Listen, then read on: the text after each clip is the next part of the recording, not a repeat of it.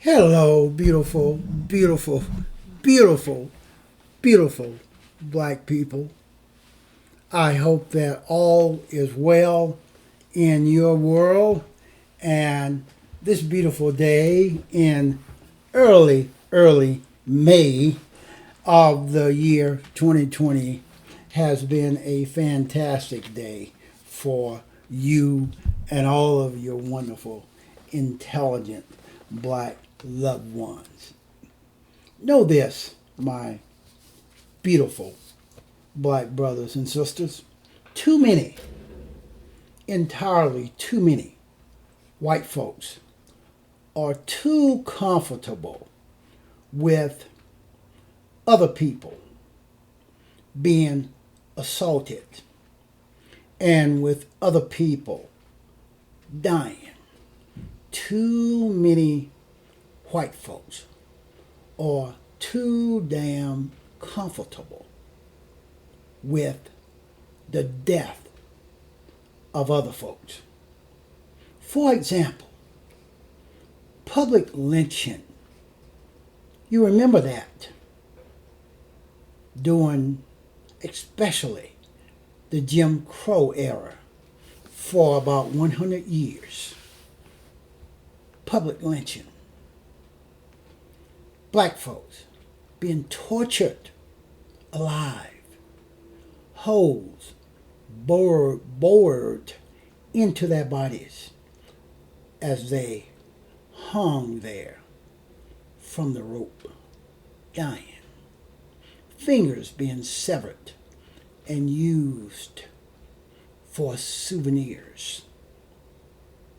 White folks screaming, laughing, yelling, enjoying the public lynching and picnicking immediately after, having a party, a lynching party. Still today, in May of 2020, public lynching is still happening, my beautiful, intelligent black brothers and sisters. What do you think it is when a racist white KKK believing cop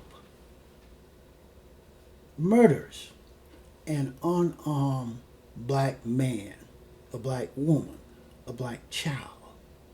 That is a public lynching. That is a public lynching because they are enjoying it. They are being congratulated behind the scenes by other white folks for doing it. They do it with impunity. It's a public lynching. Casual killing. Just pull out a gun. Pull out a gun and just kill a black person. Remember that George Zimmerman, he just pulled out a gun and killed Trayvon Martin. It's a casual killing with impunity. Remember Darian Wilson, that racist white cop that publicly lynched Michael Brown for no reason. It was a casual killing, my beautiful, intelligent black brothers and sisters. Dismemberment. Do you know the history of King Leopold of Belgium? When those half-human white folks was colonizing the entire continent of Africa, King Leopold and his rubber production, if black folks did not work, did not produce the amount of production for any given day, then King Leopold would have his henchmen sever the leg, sever the hand, sever the arm of either the worker's wife, or the worker's children. They did that. Study your history, and you will affirm that what I am saying is factual. Black folks have been burned alive in Pennsylvania, York, Pennsylvania. Black folks have been burned alive in Valdosta, Georgia. Black folks have been burned alive in Natchitoches, Texas. I could go on, my beautiful, intelligent black brothers and sisters. Too many white folks are still too comfortable with other people dying, with other people death, especially if it's black folks, people that look like me. What did they do to the slaves when they caught them? They either killed them or they assaulted, dismembered, and punished them severely. Too many white folks are still too comfortable with the death and the assault of black folks. Remember the massacre in Rosewood, Florida? Rosewood, Florida. Black folks were murdered, lynched, because a white woman told a lie that some black man had assaulted her. Rosewood, Florida was destroyed because of that lie. Rosewood, Florida was destroyed because of that lie. January the 5th, 1923, an angry white mob destroyed Rosewood, Florida, a very successful black community, because some white woman had suggested that a black man from Rosewood assaulted her. Do you remember the St. Louis area has a long history of racial violence? More than 300 black folks was murdered in the shameful St. Louis and East St. Louis riots, my beautiful black brothers and sisters. Do you remember Wilmington, North Carolina, 1908, 1909? An angry white mob upset because Wilmington was predominantly black, and that city was very, very successful. They had a very successful newspaper. They had very successful black administrators. An angry, vengeful white mob came in, destroyed the newspaper, killed the important black folks, took over the town, and the governor of the state of North Carolina at that time appointed administrators from the people that were part of the mob that took over the town and killed the black folks. Do you know that in the 1960s, 40% of black folks had their own business? In the 1960s, 40% of black folks owned their own business. 87% of black families in 1960 were two-parent families. Today, less than 7% of black folks own their own businesses, and only 25% of black families have two parents. What happened? Too many black folks have allowed white folks to convince us that we cannot compete, that we are inferior. Too many black folks have allowed white folks to inspire them to separate themselves from their own people, to kill their own people, to hate their own people, to hate themselves, and do all that they can to destroy the black family, the black community, the black man, the black woman, the black child. What happened? In the 1960s, 40% of black folks owned their own business.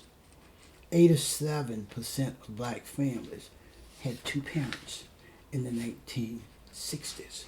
What happened, my beautiful, intelligent black brothers and sisters? And never, ever forget this one.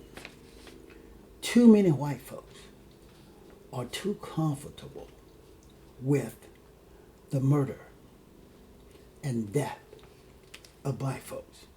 In 1921, Black Wall Street in Greenwood, Oklahoma, was the wealthiest black community in America before being attacked by an angry mob which killed hundreds of black residents and destroyed 35 city blocks of Greenwood, Oklahoma.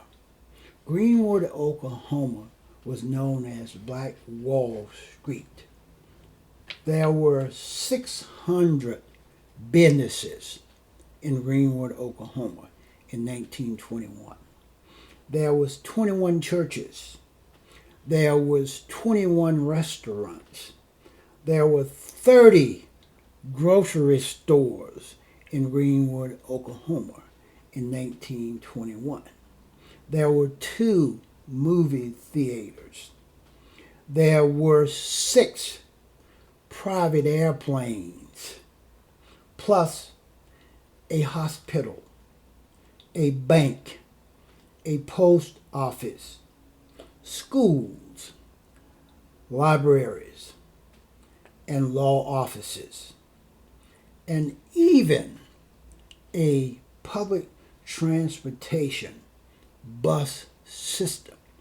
Greenwood, Oklahoma was Black Wall Street. Angry, vengeful, envious, animal-like white folks bombed the town with the cooperation of state, local, and federal government. They bombed the town, destroyed it. Too many white folks are too comfortable with the degradation, the assault, and the death of black folks. Remember Selma, Alabama in 1963, I believe. Crossing the bridge, an angry white mob attacked, killed, arrested, trampled on. Too many white folks are too comfortable with the death of black folks. MLK Jr. was murdered by white folks. Malcolm X was murdered by white folks. Fred Hampton was murdered by white folks. Huey Newton was murdered by white folks. And during the Vietnam War, most of the soldiers on the front line, during the point in the infantry, armor, and artillery, were black folks, people that looked like me. During the Iraq War, it was no different. In Afghanistan, it's still happening today. Remember the war on drugs planned by Nixon and implemented by Clinton, and second accepted by Vice President Biden? It was a war on black folks. It killed, it incarcerated, it criminalized black folks. Too many white folks are still too comfortable with the assault, the incarceration, the criminalization, and death of black folks. Profiling in New York City. 85, even 7% of the people that was profiled was black folks.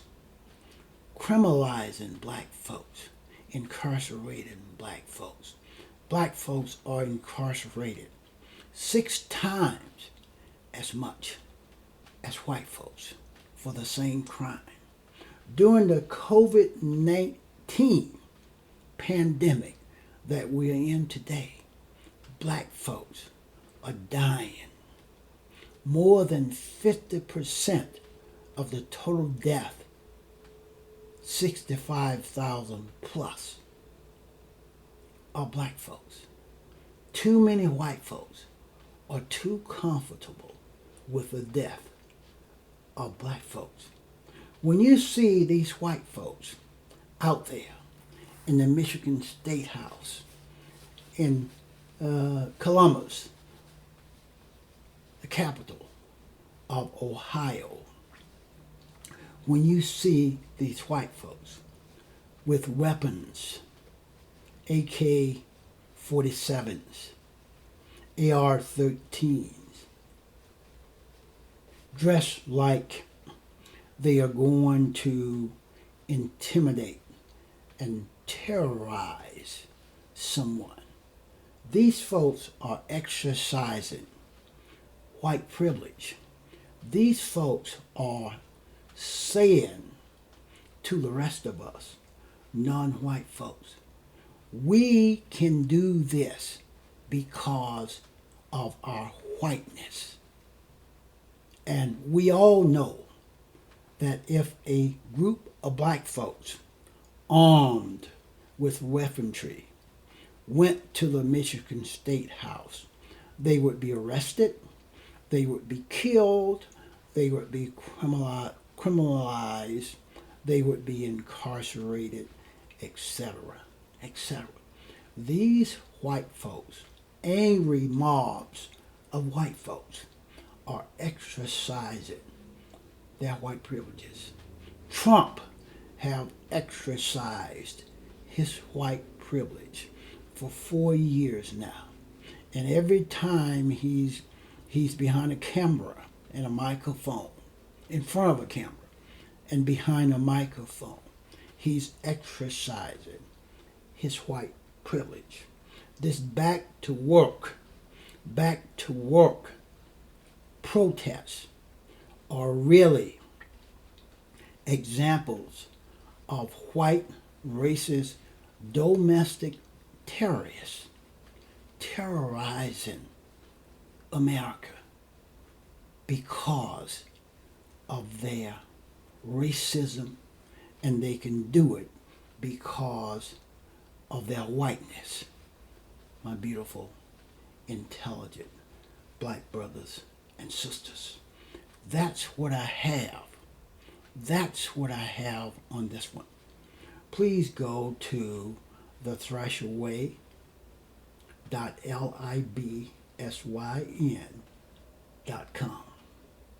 You will have access to all that I do. Talk to you on another one very soon.